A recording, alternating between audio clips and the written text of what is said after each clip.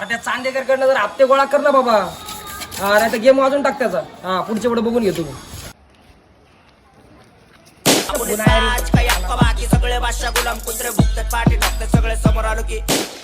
बोल ना माम. अरे उधर आपने 9वीं की वही नहीं आई ना आके पे. चल ना उसको जरा पटाएंगे. चल जरा आया मैं भी, चल जल्दी.